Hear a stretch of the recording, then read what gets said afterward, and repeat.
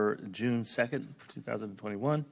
We have two. Do we have both the other supervisors on? Chairman Miller, Supervisor Surdy here. Good morning, Supervisor Surdy. Thank you. Vice Chairman Goodman. Yes, I'm in. Okay, great. Thank you, everyone. We have one agenda item, discussion, approval, disapproval of the canvass of election results of May 18th, jurisdiction elections. So, does anybody have any questions? Supervisor? Chairman Miller, I have a few questions, and I think they would be for perhaps Virginia Ross. Would that be appropriate? Okay. Virginia, you willing to answer the questions? Sure. Okay, thank you. Thank you. I was looking at the canvas, Mrs. Ross, and we saw, and perhaps you were part of an email exchange where 10,000, let me turn to the page. How many ballots were mailed out? Well, I think it was more than 35,000. 34,763? Sounds about right. Okay. Thank you. And do you recall that the total ballots returned were 10,229? I don't have the canvas in front of me, so Chairman Miller, Supervisor Kavanaugh will go with what? Thank you. Yes. And then on the third line, it shows total ballots rejected by the county recorder, 2,960. Is that correct? Yes, Chairman Miller, Supervisor Kavanaugh, that's what we show. That's just under 29%. Is that the usual rate of return or rejected? For the number of ballots mailed out? Well, as Chairman Miller, Supervisor Kavanaugh said in our email, we had quite a few returned by the post office as undelivered. So that was the vast majority. There were less than about 200 that came back to us after the deadline, so we cannot count those. As far as any actual signature rejections, there were less than 10. So most of them were rejected for, as I said, obvious reasons. They came back as undelivered from the post office. That was probably almost 2,800 right there, plus the ones that came in after the deadline. Some ballots actually were returned, or envelopes were returned with no ballots. So we do have legitimate reasons for putting those in as rejected. They were not able to be counted. Okay. And does the recorder's office have a new addressing machine for the envelopes? Not a new addressing machine, no. So I'm not sure, Supervisor Miller, Supervisor Kavanaugh, what you're referring to as addressing machine. Okay.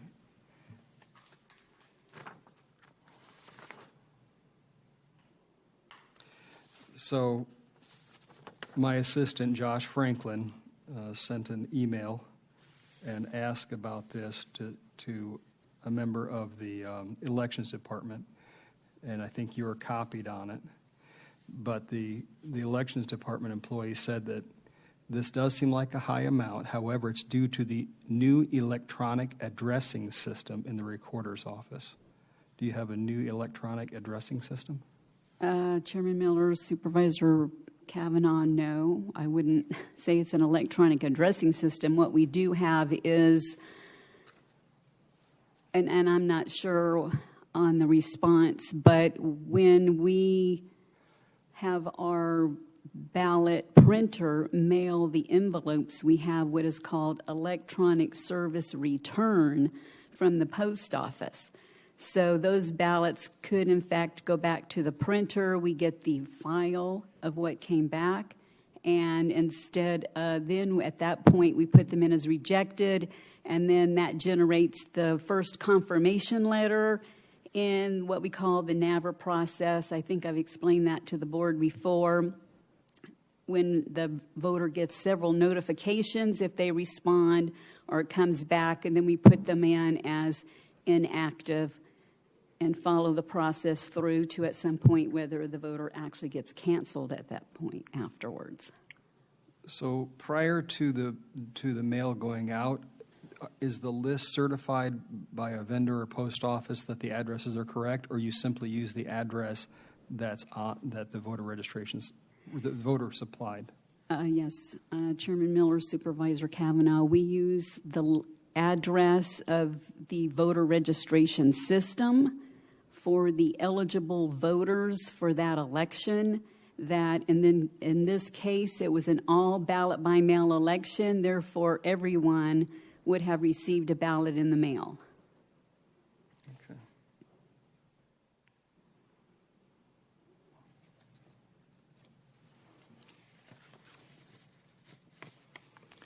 I don't have any more questions, Chairman Miller. I just have one little thing.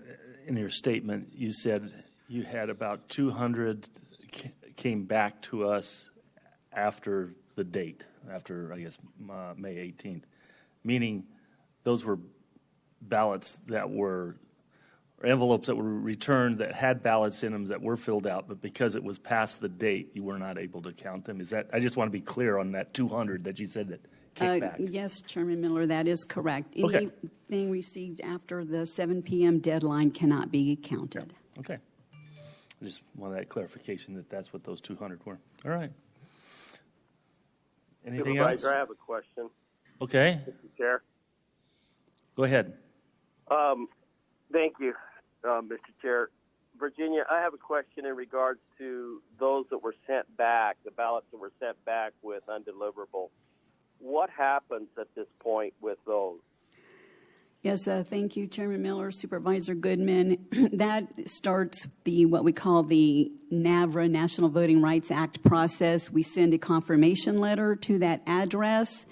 If it comes back again, we send that triggers another confirmation letter, and if the voter does not respond, then we put them on the inactive list and continue to follow the NAVRA process according to the Elections Procedures Manual.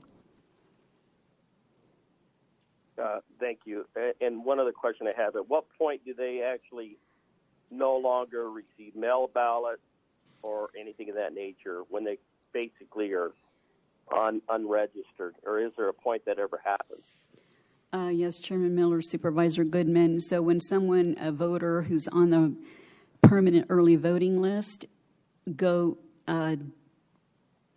not return their ballot, they will be put on the inactive list. Inactive voters do not get a ballot mailed to them anymore. So if for some reason they're still in Pinal County, they can go to the polls and vote, but they will not receive a ballot in the mail. So after 2 federal cycles of being on the inactive list, then we cancel them if they don't vote. Okay. Thank you, Virginia. Thank you, Mr. Chair. Yeah, you're welcome. Again, for clarification, a ballot gets mailed to them, comes back to you. You send them a letter trying to validate the address, Right. no response, or the letter comes back. You send them a second letter, again, no response either way. Then they're on the inactive list, and at some point, 2 federal cycles, that name and address will be purged.